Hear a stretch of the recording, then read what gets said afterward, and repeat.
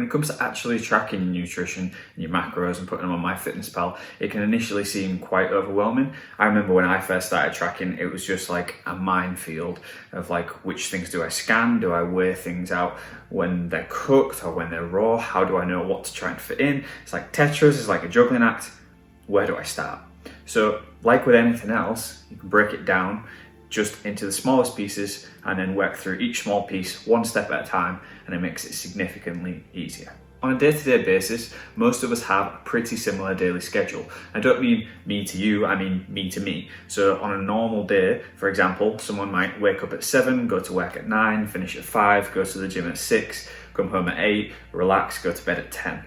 Whatever that schedule is usually going to be pretty similar. I'd imagine you've got some kind of idea of what your schedule is. If you don't know and you need to map it out, if you click below on our 14-day kickstart, on one of the days we go through mapping out your current daily schedule and what an ideal day would be. You can use that to then map out when you're going to eat and the sort of food you're going to eat, rather than sticking to just a meal plan that someone gives you, me or another coach or anything like that. So you can build it yourself, kind of the whole teach a man how to fish, he'll feed himself forever, rather than just giving the man a fish. You're the man, I'm the one with the fish. No, I'm the one with the rod. No, not that either. I'm going to teach you how to fish, but like using MyFitnessPal. Let's just get clear on a few key principles that we're going to work off. 1, adherence is key. Don't care what diet you follow, if you don't stick to it, it ain't going to work. It needs to fit around your lifestyle. 2, calories are king. If you're gaining, you need more calories in than out. If you're losing, less in than out. Maintaining somewhere around the same in versus out. Number 3, your weekly protein intake. So we're looking at how much protein you're getting over the week and if that's enough towards your goals. Now on a daily basis, we can split that down into a few other steps. So in general, we want to be eating between 2 and 6 meals a day. Obviously there are exceptions, but I'm talking in generals here. If we can, we want to spread protein evenly throughout the day. I can talk about that more in another video, but it's too much to get into for now. And then finally, we want to eat more food when we're hungry and less food when we're not hungry, because it'll come back to that initial first principle of adherence and actually sticking to the plan. So let's go through this with an average work day. So we're going to wake up on a morning sometime between 6 and 8, so let's call it 7 for argument's sake. Say between 7 and 9 o'clock, that's when you get ready to go to work. So you're probably going to have a meal there. So that's meal 1. Then head off to work. Maybe you work from 9 till 12 until it's lunchtime again. So then say you've got 12 till 1 o'clock, that's lunch. Meal 2. And then we know that you don't finish work till 6 o'clock. So you've got 1 o'clock till 6 o'clock, and then you eat at 6 o'clock. Say you've got from 6 o'clock till 6:30, because it's just going to be a snack, and you're going to head to the gym. That's the next place. So there you go. There's meal 3. Then you train between 6:30 and say 7:30 or maybe even 8. Head home after that, have some food, wind down, get ready for bed. Say you're in bed sometime between 10 and 11. I'd say that's probably a fairly typical routine of someone who works a like normal desk job. So the difference is obviously if you work shifts or you work long shifts or night shifts or anything like that, you're going to need to adapt it to you. But again, let's just keep this simple. For argument's sake, let's say that you're someone who doesn't get hungry in the morning, but on a night time you find yourself raiding the cupboards because that's where all the good foods are, and you get starving before bed. So using that information, we can buy us more food towards the back end of the day. And as we know, it's total calories that are most important. That's perfectly fine. Let's say someone's on 2,000 calories. We can look at how we're going to split that up over the meals. So meal 1, not very hungry, but still going to eat something. Say we have 10% of our total calories, so about 200 calories or so. At lunchtime is going to be about 400 calories and about 20% of our daily calories. Meal 3, the sort of pre-training snack or driving home or however you want to do it, maybe that's another 20% of the daily calories, so about 400 again. And then finally, meal 4, big meal of the day, about 50% of the daily calories. So that's 1,000 calories. That's a good meal. Obviously these numbers would be different if you're eating more calories or less calories, but again, let's just keep it simple. For argument's sake, let's say this person who needs 2,000 calories a day, who works a sort of normal 9 till 5, 9 till 6 job and then goes to the gym after that, say they need 160 grams of protein a day.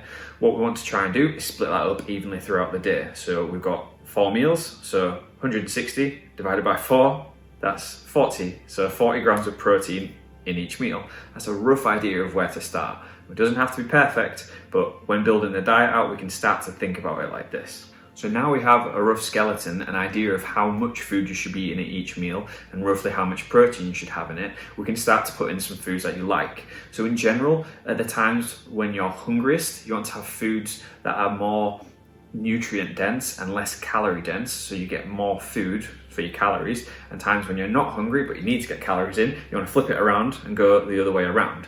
So let's go through the meals that we need and start to add in foods. Now, protein being the most important factor of the macronutrients, we try and put in a source of protein with each meal. So the sort of go-to ones are meat. It's straightforward, it's a simple source of protein. You've got meat, eggs, fish, that sort of thing. Even protein powders are going to be helpful here. As an example, let's say this person with their 2000 calories, 160 grams of protein, 4 meals a day, normal desk job, they're going to have a shake on the morning, say a scoop and a half of protein. Then they're going to have some kind of chicken with their lunch, some kind of chicken with their second meal. Maybe it's the same meal because that'll be quite convenient for tracking. And then maybe they'll have some beef or steak or something like that for tea. Or maybe they're vegetarian options or something different. Now we have our sources of protein, we can start to build the meals out a bit more. A simple example would be meal one. Say you're in a rush, you need to get out of the house quick, but you need to get your protein in. So you could have protein shake, chuck some frozen berries in, some fruit, and some spinach or veg or whatever into a shake. There's meal one, simple, don't have to think about it. When you're not hungry, it's a good time to get in a lot of vitamins and minerals and the micronutrients you need for the rest of your day. Meal two, say for example you have some chicken, some sort of curry sauce or something like that. Maybe you have that with a bit of rice or some veg. Meal three, maybe you've got some of that chicken that's left over, but instead of having the curry sauce, you might have it with some fruit or something instead. Or you might just have the exact same thing again. Again, simplicity is generally a good idea. And then finally, meal four, the bigger meal of the day, maybe you make like a stir fry or something like that with the beef. And because it's 1000 calories, it's 50% of your food for the day. Maybe you fit in a bit of ice cream or some chocolate or like half a glass of wine or whatever your sort of vice is. Now, I'm not saying you should try and fit the vices in, but if that's what helps you stick to the most important things of your total calorie intake and your protein intake, then it's fine. Adherence is the most important thing. From there, we have quite a good sort of broad template that you can use to plan your meals. Now, you could switch these out. Maybe instead of chicken, you have turkey, or you have pork instead of beef, or whatever it is. But you have a framework there of how you can make it towards your goals. Now, not everyone is going to fit in that exact same template. Not everyone works 9 till 6. Not everyone wants to eat 4 meals a day. Not everyone has time. So you need to adjust it to what your goals are instead. With that said, hopefully this served as a good way that you can use to sort of work out your own template of foods and figure out how you're going to hit your macro targets, your protein, calories, and stick to them over the long run. Anyway, as always, thanks for watching. See you in the next one.